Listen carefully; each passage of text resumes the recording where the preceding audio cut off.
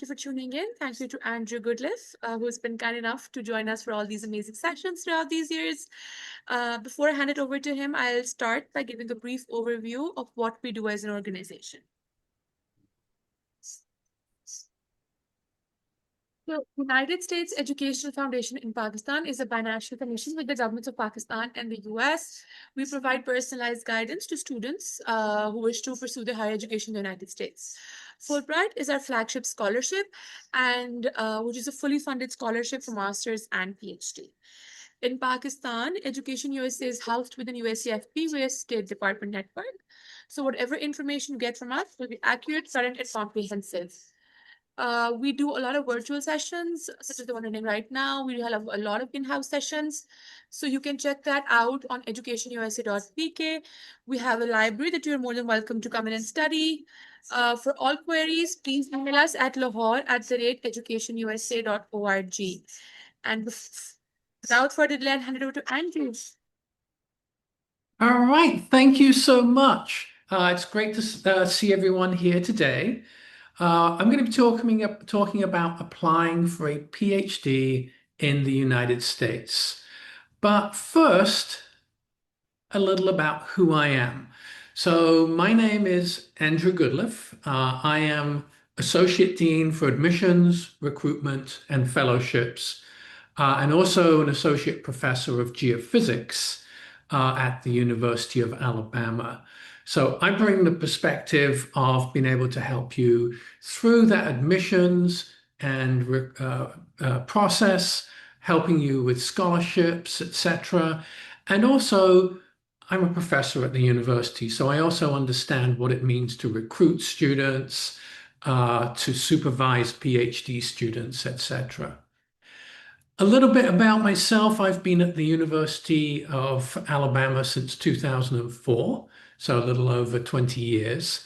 I did my PhD at the University of Hawaii and master's degree at the University of Alabama. I'm originally from the United Kingdom, so I actually came to the US as an international student. So I also bring that perspective of knowing what it is actually like to go through that visa process and what it's like to study in the US as an international student. So really that, to summarize that, one of my career goals is to help international students come to the US, study, and be successful in their career.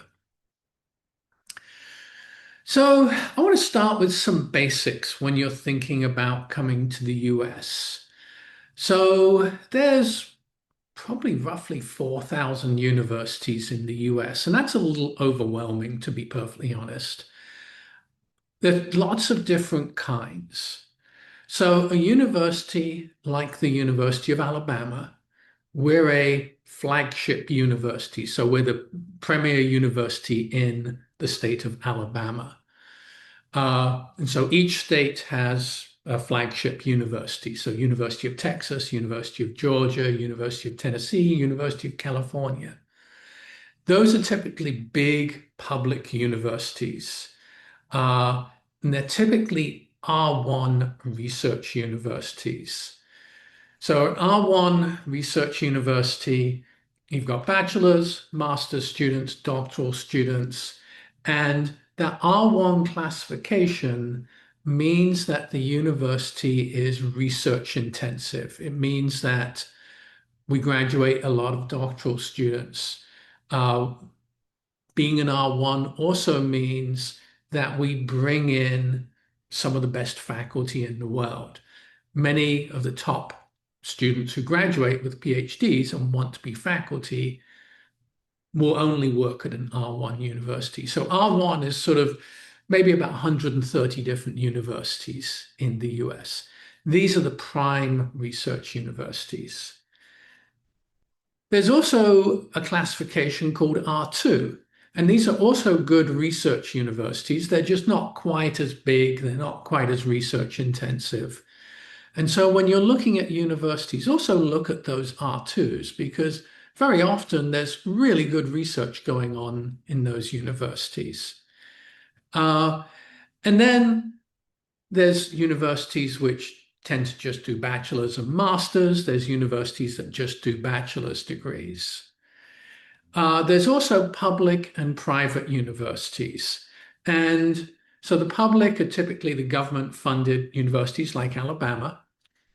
Uh, and, it could be, probably the majority of universities you're going to see are public. Now, coming from the UK, United Kingdom system, there was always this stigma to a private university. This is not the case in the US. So there's many really, really good private universities. So Harvard, Yale, all those are private universities, but they're private, not-for-profit universities. Especially if you're looking at a PhD, you do not want to go to a private for-profit university. So keep in mind all of these different kinds of universities. And if you're, looking at a PhD, aim at those R1, R2 universities. Now, once you're thinking about applying, you need to think about the application process in detail.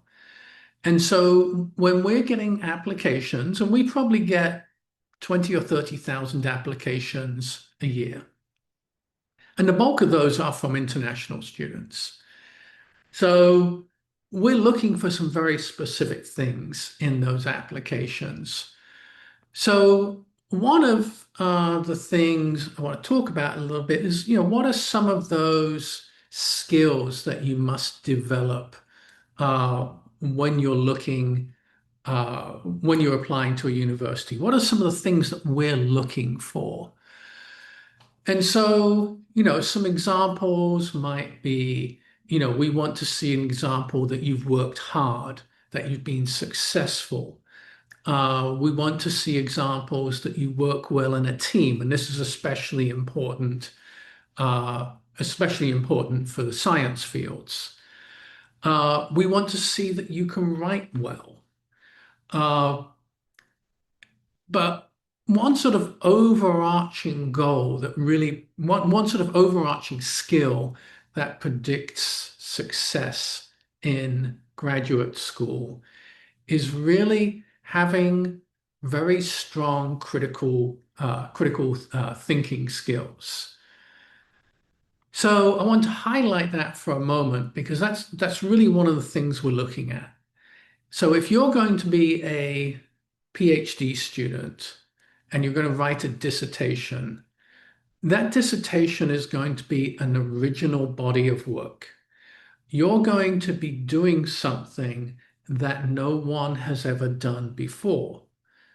So when you start working in your lab, for example, at the University of Alabama, you're going to be doing experiments. If let's just, as an example, talk about STEM fields, you're going to be doing experiments. And you're going to be thinking very hard about that data, and you're going to be thinking about that data in new ways. And you might come up with a whole new methodology. You might come up with a new theory about how things work. So that really is governed by those critical thinking skills. And that is something that we don't expect you to come in, fully trained in this. But it's something that we do need to see evidence of in the application, and most likely in your writing, most likely in the letters of recommendation. So what are the typical application materials that we expect? So in the case of most universities, you're going to fill in an application form. You're going to provide a copy of unofficial transcripts. Hold on one second, my screen is doing weird things. Okay, hopefully that solved that problem. So you're going to provide unofficial transcripts. Those transcripts are going to show your grades, etc. You're going to provide letters of recommendation, and we're going to talk about what we expect to see in those in a second. You're going to provide a statement of purpose, and I'm going to talk about that one in great detail. You're going to provide a CV or a resume, English language scores, and then for some applications, a writing sample, could be a research proposal, though that's not that common. And then for some schools, you might be required to provide a GRE or GMAT. So these are the sorts of things that you're uh, going to be providing. And I'm going to talk about those in more detail. Now, when a university gets that information, your application package, they're going to look at this application holistically. So what does that mean? What that means is we're going to look at all of this. We're going to look at all of the different aspects of your application. No one aspect is really more important than the other. Uh, Different programs might put different weight on different things, but in general, everything, the review committee is looking at all of these materials. So common questions that students ask me are, number one, what is the most important piece of material in the application? Well, I actually do have an opinion on that, but in general, everything's important. Otherwise, we wouldn't ask for it. Another common question I get is, I have scores of, whatever, say 3.0 on a 4.0 scale. Can I get in? Especially at the PhD, the GPA is less important than you think it is. So it is important, but it may be that you have other skills that we view as more important than the GPA. So, for example, if a student has already done research and already been successful, if I'm admitting a student, the GPA is really not something I'm going to worry about. I'm going to worry about how well you've done in research in the past. So, what is the goal of a graduate program application? So, what we're looking for in general when we do that holistic review is, do you have the potential for success? And each part of that application is going to measure that in a different way. So, as an example, when you request a letter of recommendation, it needs to come from a professor or an old work supervisor who can really comment on your skills. So this could be your work ethic, it could be how you work in teams, it could be how you think through problems, it could be some successes you've had, it could be some things that you don't, you need some help with. But that letter of recommendation is going to provide that information. It's going to talk about your skills, for example. So what have you done in the past? Now, transcripts, that's pretty straightforward. We're looking at your academic performance. Uh, just to talk about that overall score again, that's not as important as the scores in specific classes. So, for example, if a student is applying to work with me, uh, I'm a geophysicist. I'm going to look at what were their scores in classes related to geophysics. What were their scores in mathematics? Those are the ones that are important to me. If they took a class in English literature 5 years ago and got a D, that is going to really not be relevant to me. So the scores in specific classes are most likely more important than your overall score. There's also going to be writing samples in that application package. That could be the statement of purpose. Most places are going to require a statement of purpose. It could be a research proposal, etc. So we're going to look at that and see how well you formulate ideas and solutions. With the statement of purpose, the idea is that you're an excellent candidate for the University of Alabama, for example. How do you formulate that idea? How do you sell yourself? How do you organize your writing? So think about these things when you're creating your application and really show that you have the potential for success and you have really, I want you to work on showing that you have those critical thinking skills. I want to spend a moment on the statement of purpose. So if I were, if someone were to force me to say which is the most important part of the application, I would say it's the statement of purpose. And this is probably the part that is most commonly done poorly. A very common mistake is that if a student is applying for 5 different universities, they might write one statement of purpose, and then for each university, just change the university name, or even forget to change the university name. That happens all the time. To be successful, don't do that. So you're going to really customize each statement of purpose for each university. And it's going to take some time to do this, but this is worth spending time on. In general, the statement of purpose has 3 parts to it. I always want to state that some programs may have specific requirements. Always look for those specific requirements. But in general, 3 parts. So the first part is, what have you done in the past that has prepared you for the program? To phrase that a different way, what is your educational foundation? And here I want you really to only talk about things that are relevant to your future degree path. How you grew up, the environment you grew up in. It's interesting, but it's not something that's going to get you admitted to a program. So I want you to talk about your undergraduate degree. I want you to talk about, if you've got undergrad research experience, maybe you've worked, talk about that. We want to know what is that educational foundation that we're going to build upon. And this will probably be the same for each university you apply to. The key part, though, is that middle part.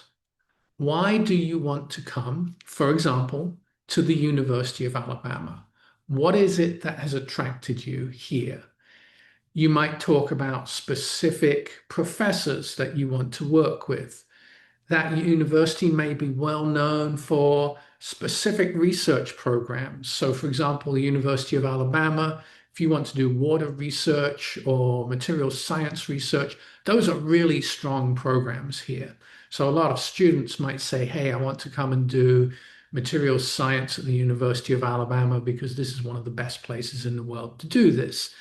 And I want to work with Gregory Thompson, who's well known in for his work with the Organe microprobe, for example.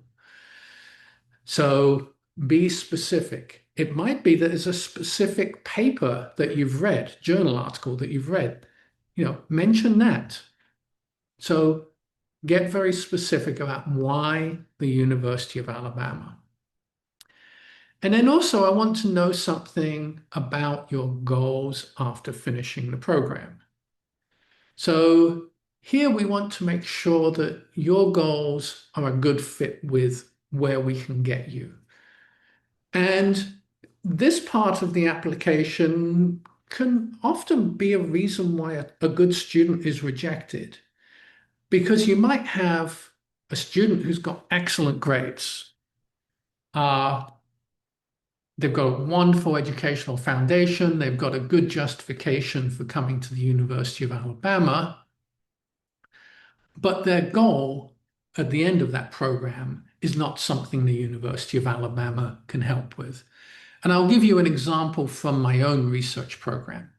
So a lot of the students that I have worked with have either gone into academia or the oil industry.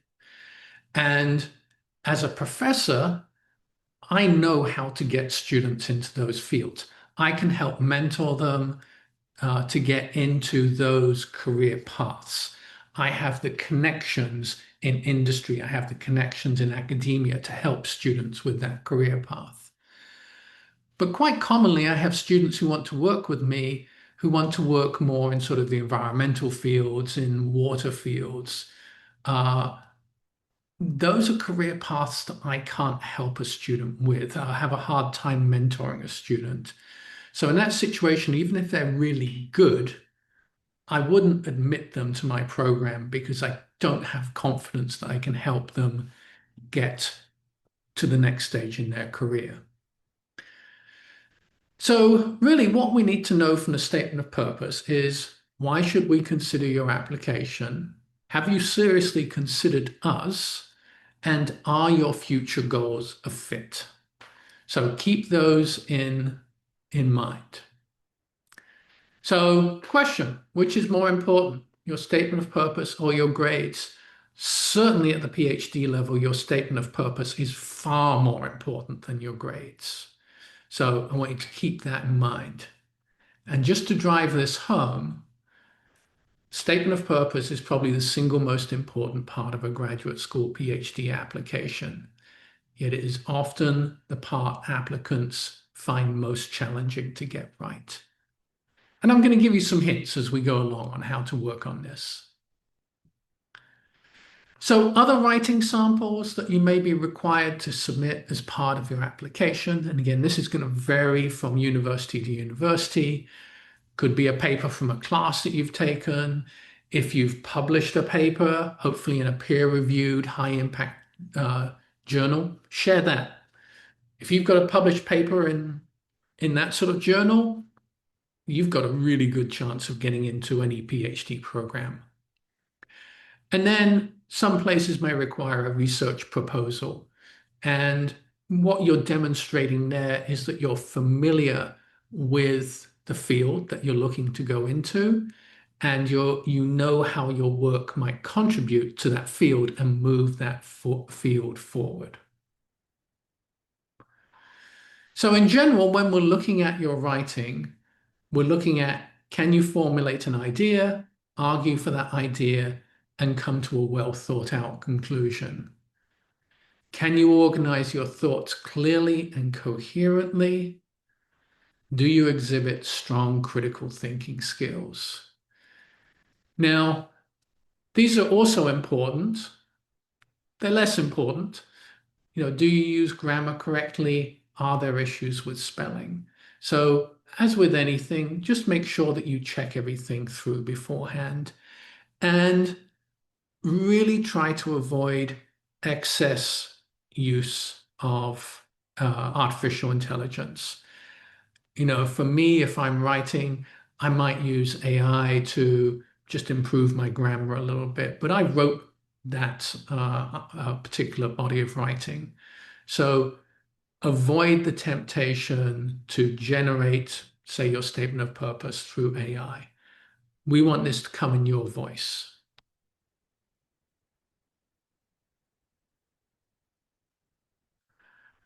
Uh, With CV and resume, this one's pretty straightforward. Just make sure you've provided your CV and you've written your CV well. What we're looking for there is prior research experience, presentations at conferences, peer-reviewed publications if you have any, internships, etc. So making sure that all of those are very clear on your CV is important. A quick note on test scores. So many programs do still require the GRE or the GMAT, but this is becoming less common. At the University of Alabama, the only programs that really require the GRE are our business programs. Somewhat randomly, our electrical engineering program, but 95% of our programs do not require the GRE. And you're going to find this across the US.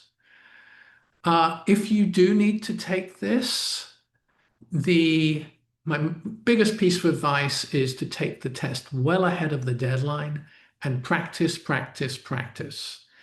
And Education USA office is going to have the Education USA office is going to have a lot of resources on taking this test and also the English language tests.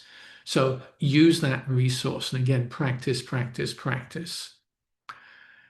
English language tests, most schools are going to, most universities are going to require the English language test for any students from Pakistan. And you're going to see pretty much all schools require, well, all schools will accept the TOEFL and the IELTS.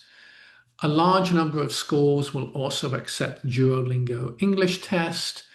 And then there's other smaller tests like the Michigan Language Assessment, the PTE, etc. In the vast majority of cases, the universities are just looking to make sure that you can reach the minimum score. There's no added points for getting a higher score. We just want to make sure that you have the English skills necessary to be successful. And so that's the main goal there. All right, scholarships. Sorry about the slide keeping popping up there. Don't know what's going on. It's very annoying though. Hold on, let me just.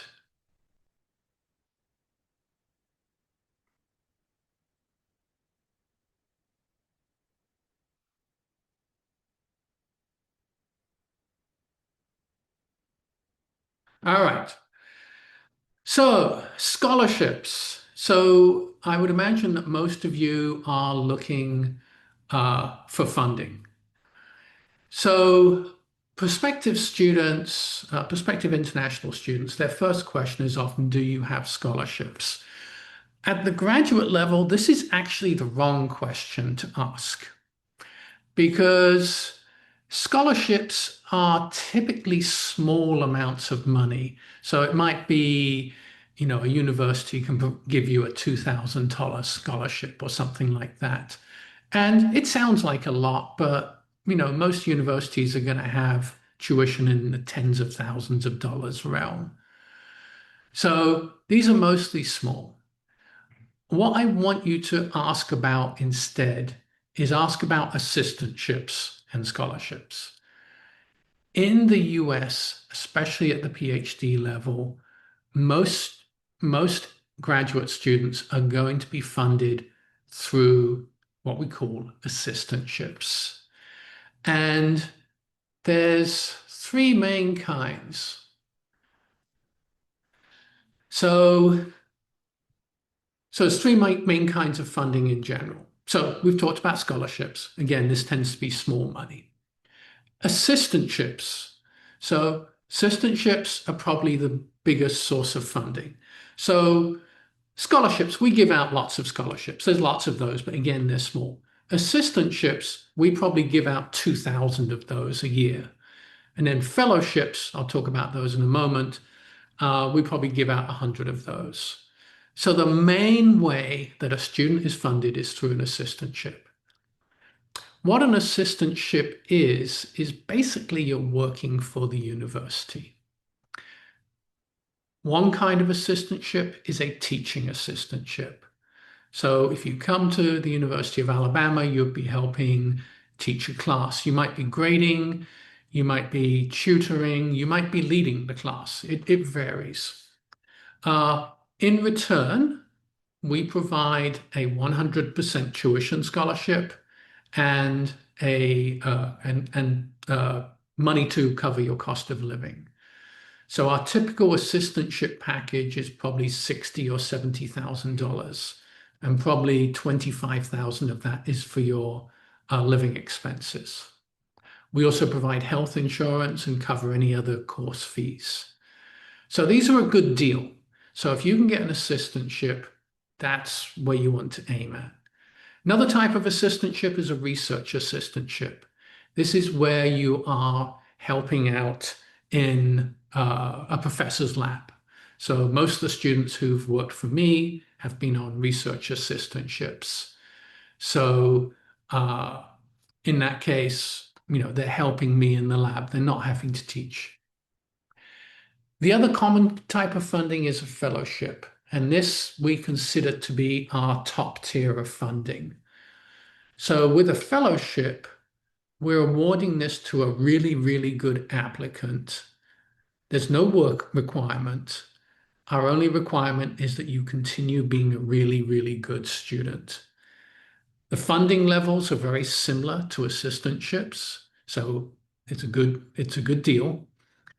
Uh, but again, you'll have more time to do your research, more time to study for your classes. So many of these are also multi-year. So our premier fellowship is called our Capstone Doctoral Fellowship. That's a 5-year package. So we fund students for 5 years, and it's typically about $70,000 a year. So key thing to remember, don't ask about scholarships. Ask about primarily assistantships. Deadlines. This is very important also, and this is a very common mistake. We often see students, they're applying right at the deadline. If you see a deadline for a program that is, for example, November 15th, don't apply on November 14th. I want you to apply a couple of months beforehand. When you apply close to a deadline, it causes some problems. Number one, if there's any issues with your application materials, you might end up missing that deadline. Number two is most departments at the PhD level, they may have a November 15th deadline, but the first students are probably they're applying now. They're applying, August, September. If we have a really good student apply, we're going to offer them funding early. So there is a chance that by the time you reach that deadline, there's actually not a lot of funding left. So to increase your chances for funding, apply early and really aim for 2 or 3 months ahead of that deadline. Also, you're going to see commonly things like hard deadlines, priority deadlines, rolling deadlines. If you see a rolling deadline, that means a department is accepting applications continuously. I still want you to apply early in that situation. If you have a hard deadline, that means if you submit your application after that deadline, it's not going to get reviewed. If you see a priority deadline, typically means that that's the deadline you need to apply by to get funding. So that's roughly what those are going to mean. However, the best applications for fall admission are applying in October, November of the previous year. So I actually just spoke with a prospective student who's looking at starting in August 2027. They just submitted their application yesterday. So they're really early. They've got lots of time. Okay, another thing is, especially in the STEM fields, you're probably going to be emailing professors that you're interested in working with. And this is another common area where there are problems. So we get a lot of emails. So professors get a lot of emails each day. And some of the top ones in their field, they might be getting 100 emails a day from interested students. So some hints for that email. Use complete sentences, check your spelling, check your grammar. Focus on your research interests and how those fit with the professor. Do not discuss funding in these initial emails. We get a lot of emails where the first sentence is, I'm looking for a funded position. Don't do that. And the reason why is because it looks like funding is your primary concern, not doing the PhD. And so if you talk about funding at the start of the email, it's going to be far less likely that that professor replies because they're just going to see that first sentence. Keep your email short as well. If I get an email from a prospective student that's 3 pages long, I may not have time to read it then and there. And it might be a week before I get back to that email. But if you send me something that's a very well written paragraph, I can read it there and then. I can do that quickly and I can reply to you. So keep those emails short. And do remember that when you write that email, that is part of your application. So that is the first impression that that professor gets of you. So take a lot of care with these emails. These are not something that you're just going to, take 15 minutes to put together. If you're writing an email to a professor, I would spend a few days writing that. Treat it in the same way that you would the statement of purpose, because that's going to make a difference. A professor is far more likely to reply to a well-written, well-thought-out email that really talks about the fit between their research and what you want to do. So I also want you to use all of your resources. So with all these pieces of writing that you're putting together, make sure that everything is well written. So proofread. If you've got a writing center or a career center at your university, use them. If you have a good relation with one of your current professors, they almost certainly would be very happy to help you out with this because they've been through the same process. So they're typically very sympathetic of their students. So make sure that you're using all of these people. Make sure that you're getting your information from the correct source as well. So I'm going to talk in a moment about where to get some of that information. But spend a lot of time on writing. The University of Alabama, we have an excellent writing center. So students who are applying to programs at other universities go there all the time to help them improve their materials. And then in the US, keep in mind that each university program is going to have a program director.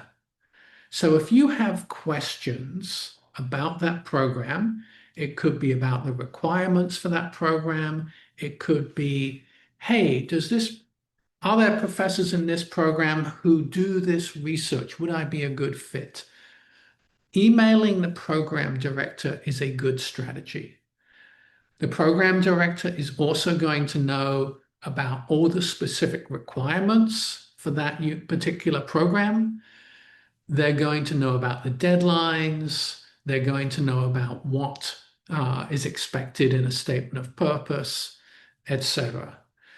So always use the program director as your source of information. So resist the temptation to go out onto things like Reddit or whatever to get information. I follow some groups on some of the, on things like Reddit, where students are exchanging information about how to apply for graduate school. And it's almost always incorrect because the student that's providing advice is providing it based on their particular experience. And even within a university, the requirements, say, for example, for a statement of purpose, vary dramatically across different programs. So make sure that you're getting your information from the source. not from some student on an online news group who you actually don't know who they are.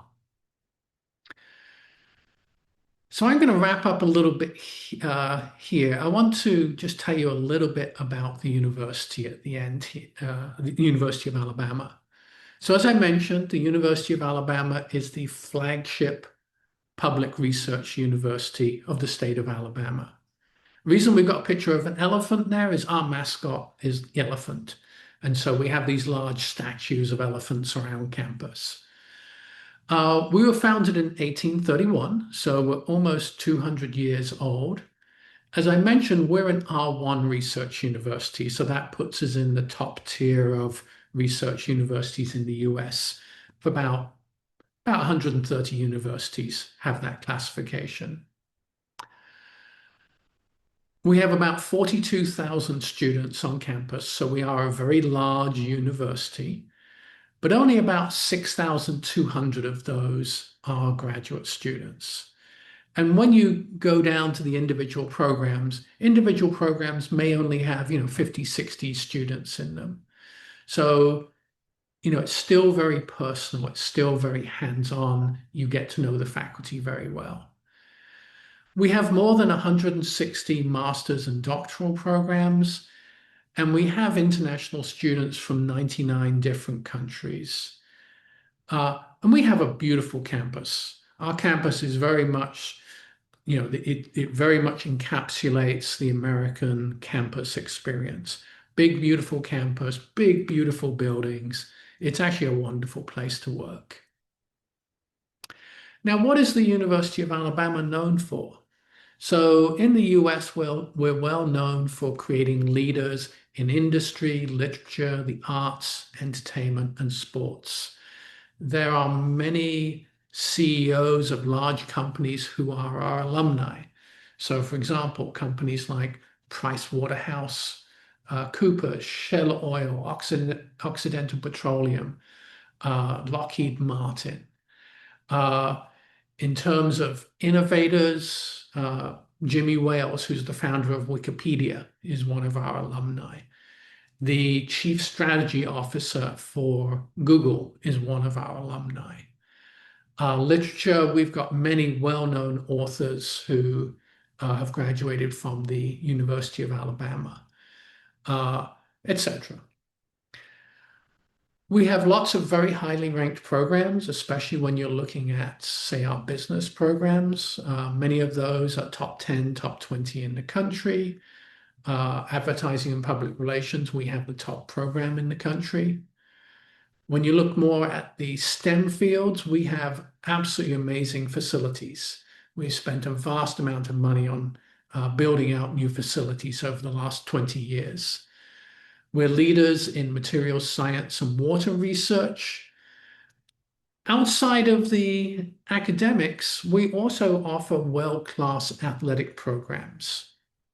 So if you're into watching sports, there's really not a better university to come to. On our campus, we have a sports arena that is one of the 10 largest arenas in the world. So it seats 106,000 people. And so we have huge sporting events on campus, mostly centered around American football, but many other things as well. As I mentioned, we've got a beautiful campus. And one thing I should really emphasize is Southern hospitality. So the University of Alabama is in the southeast of the US, down near Florida. The southeast of the US is probably the most welcoming part of the US. Very, very friendly people who are really, you're going to get to know lots of the folks. You walk down the street, people will say hi. They'll want to know more about you. That's something I really love about living in the southeast of the US.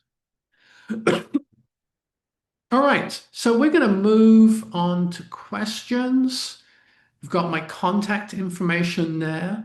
There's also a QR code. If you scan that, it'll lead you to a form where you can get additional information about the University of Alabama.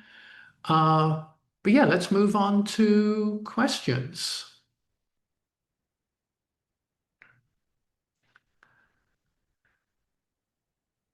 looking in the question and answer list, I'm just reading one of these questions here.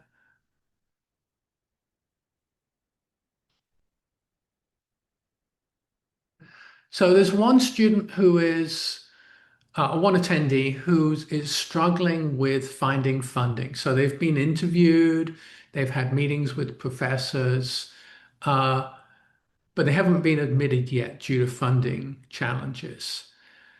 So in those situations, it's always worth applying to a variety of universities and, really trying to, take to heart some of the advice I've given about how to write those emails to professors, how to write the best statement of purpose.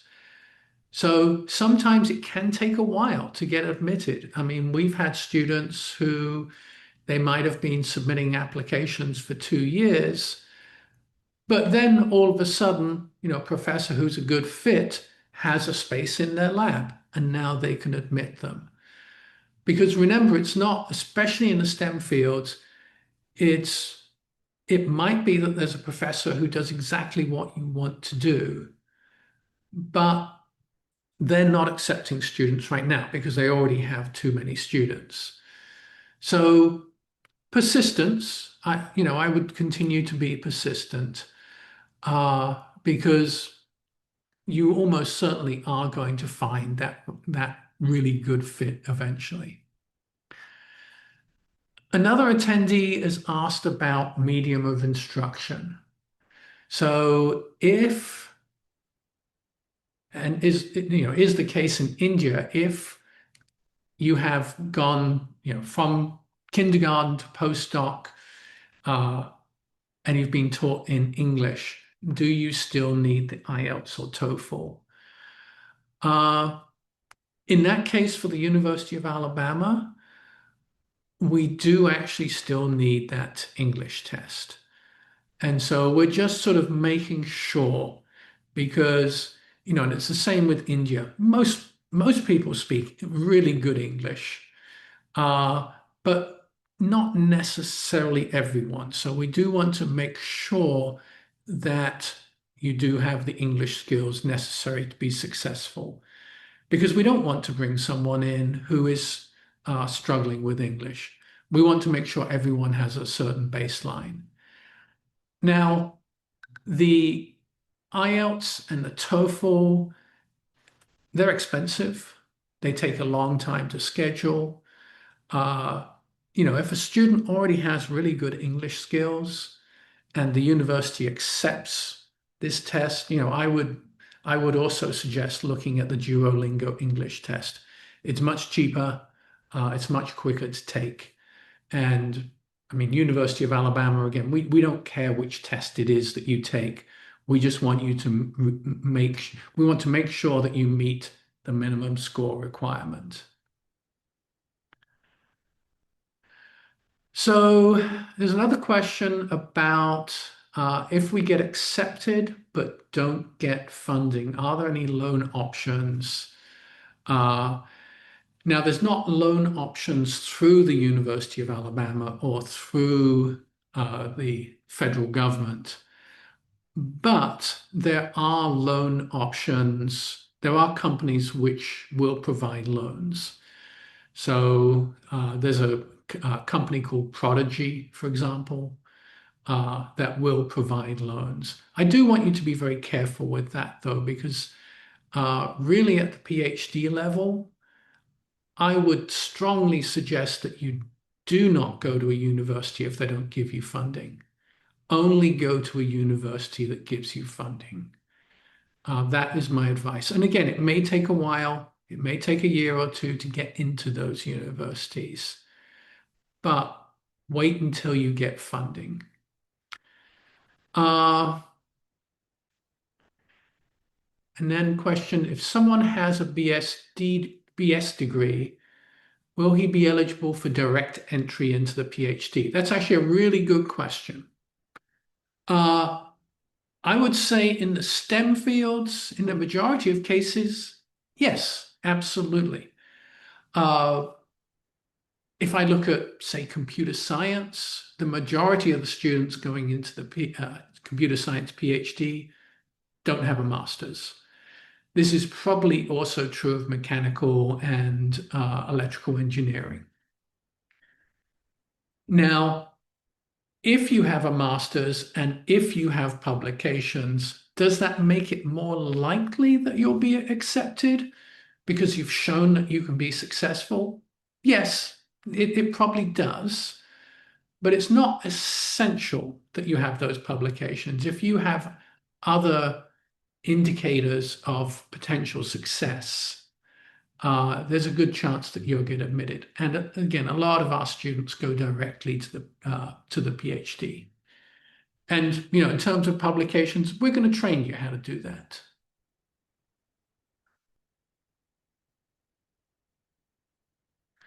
So there's another student, another participant here. It's admitted to another university, but the issue is funding. And so they're accepted into a master's program. They can't fund themselves. In the US, in general, it's much harder to get funding as a master's student. So at the University of Alabama, most of our funding goes to the doctoral students. So as an example, with our fellowship program, which I run, we awarded about 100 of those last year. Only 2 of those were to master's students. So it's not that we don't fund master's students, it's just they've got to be really, really, really good to rise to the level of funding that we'd typically give to a doctoral student. So as a master's student, it's going to be a struggle to get funding. So this particular attendee, though, they've been advised by their friends to apply for a PhD because there'll be more chances of getting an assistantship. So I would be careful here. So if your ultimate goal is to get a PhD, yes, but don't just do a PhD because you can get funding, because you've got to have the passion and the drive to be successful in a PhD. PhDs are really, really, really hard. Uh, so don't change your goals just because of funding. So that would be my main advice there. Let's see, I don't think I see any other questions.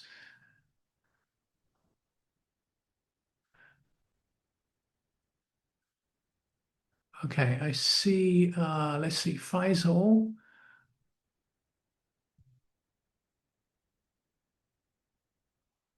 1 second. So Faisal, I'm not sure I see your question, so uh, you might need to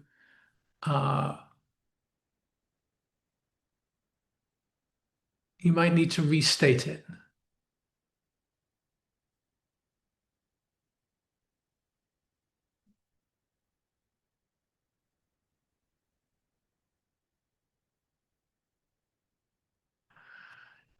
So in the meantime, attendee just asked which public university is good for a PhD in data science or AI. Most of the big public universities are going to have some form of data science or AI. I know for us, we have a number of different data science programs. Uh, we have a specific master's in AI, for example, and many other different programs on campus have emphasis on AI. So, for example, our religious studies program, even they have an AI specialization. So, this is something you're going to find all over the place.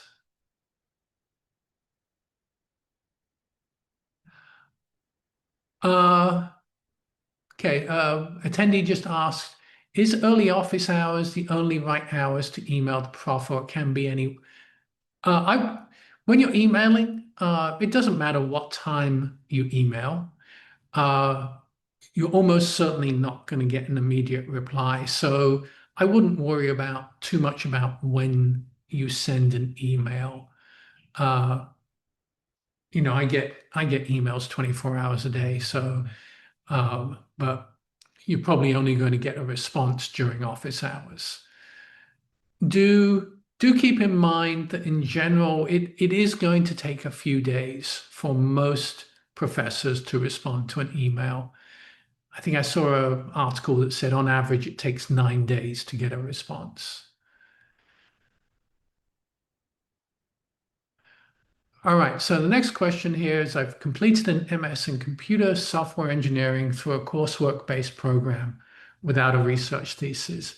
Have 10 years of experience in data center operations as an operations manager, and I'm interested in pursuing a PhD in AI-based cybersecurity. What is the chance of application success? So that, given that there's some good work experience there, I would probably say that there's pretty good chance of success there. Uh, as long as you really lay out in your application, in your statement of purpose, and in your CV, but especially in your statement of purpose, how that experience is actually creating a solid foundation for you to be successful at the PhD level. The